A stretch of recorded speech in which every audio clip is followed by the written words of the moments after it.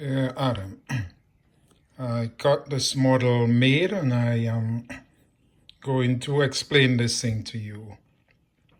This, I'll probably first explain how the typical roof would work, and then that way you get a understanding, even though I'm pretty sure you know, but to kind of get the difference between the two. So basically what I have here is this black mark here would represent the beam, and the outside line here would represent what the fascia would be. So I went ahead and sort of round up the numbers. The sketch that you sent me, or the diagram, had the measurements at 12 feet 7 and 7/8 by 7 feet 4 and 5/8, but I kind of just rounded up to what I think was 13 by 8 at 1 inch to a foot scale. I hope this video don't go too long, because sometimes what tend to happen when the video kind of a bit long and you try to send it on WhatsApp, it sort of cut off some of it. But if that happens, I will do it in 2 parts. That way you can kind of figure the whole thing out. But typically, the red mark I have here is what a typical roof would be at 8 inch to a foot rise. So I do both of them at 8 inch to a foot rise. I will, as we go along, I will explain. So generally what happens is that would kind of simulate a wall here and a wall here, and the roof kind of coming in between the walls. So typically you would have say I have this at 8 feet, but that would represent half of what, say, a building would have been 16 feet. And then you have the span of the 8 feet, which would represent where the main ridge would fall halfway through the building. So that's how that is set up. So that would be where the ridge is. So you would sort of fasten it onto the wall. And then the first rafter, which would have represent the middle rafter from the main ridge down, goes down and fasten against the wall. And the last rafter here get fastened against the wall.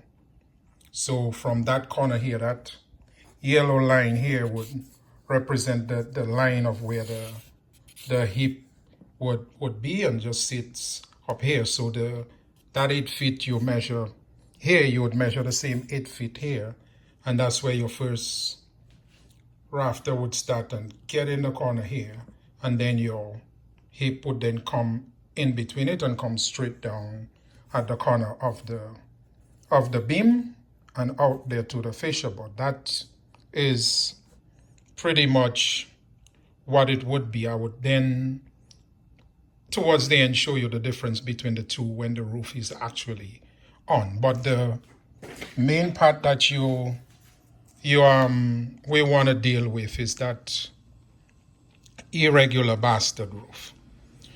I have never encountered that situation before.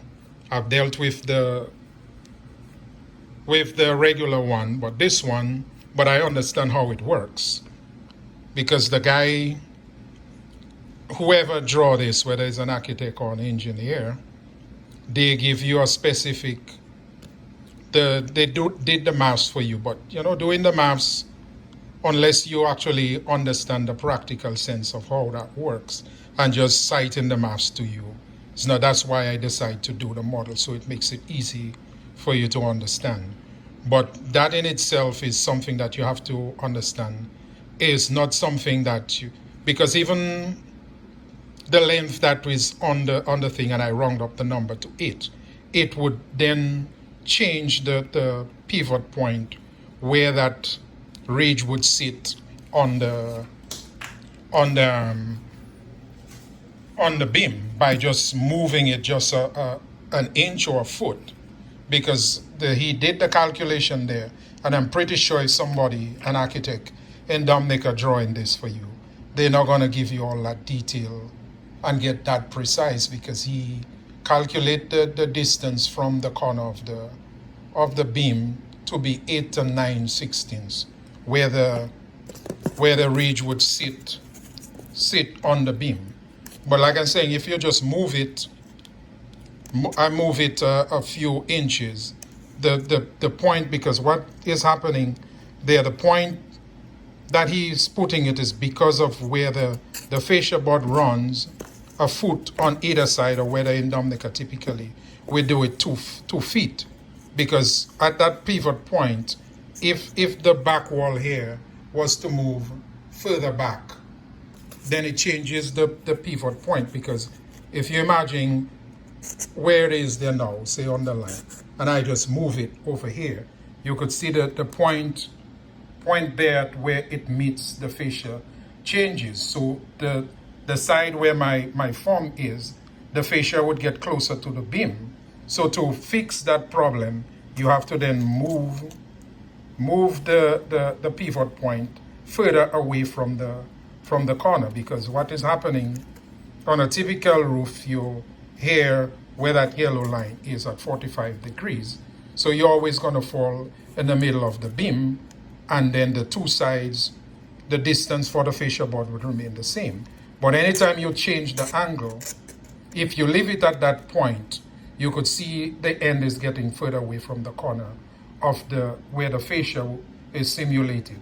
So that means at the corner where the cardboard hit, there you would have to draw that line parallel down with the beam, and that fascia would get closer to the beam on one side than the other, which is what you're trying to avoid, because you want the overhang to be the same all the way over. That's why you need to move your pivot point. So like I'm saying, anytime you encounter the measurement change in terms of where the back wall is, if that wall moved back, you would swing closer to 45. So anytime that side wall move over, you're swinging closer to 180.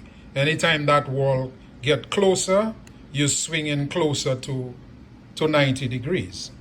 So for you to keep your fascia equal, the pivot point, every time the measurement move, the pivot point have to move. The thing about that is, when you if you build in the roof, you don't have the fascia up first. You have to get the beams. So the best way I would figure you would do this is I have it at 8 inches to a foot rise, which, and this is 8 feet. So you just calculate 8 times 8 is 64 inches. So that would give you the top point here. And then you would put that rafter up against the wall.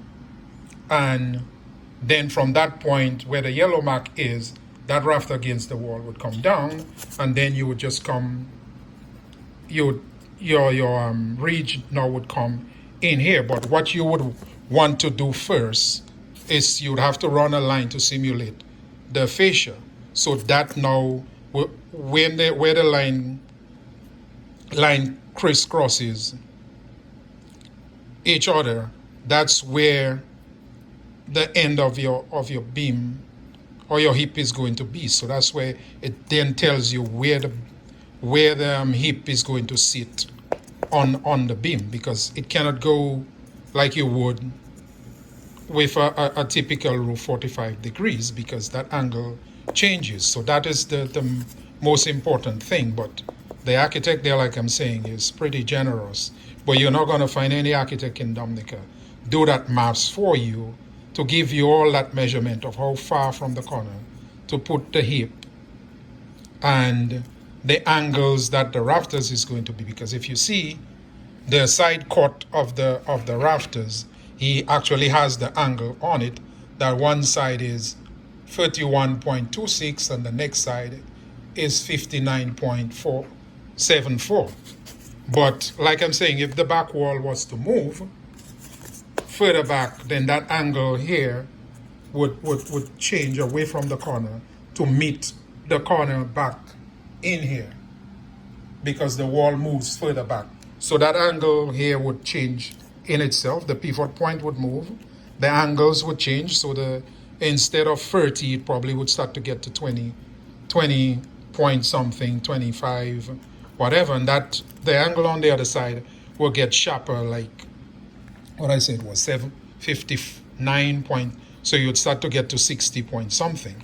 But that is, like I'm saying, I've doubt very much you're going to encounter a situation like this probably ever, because I do that a lot and never encountered that situation before. But I can read pretty well meaning a drawing.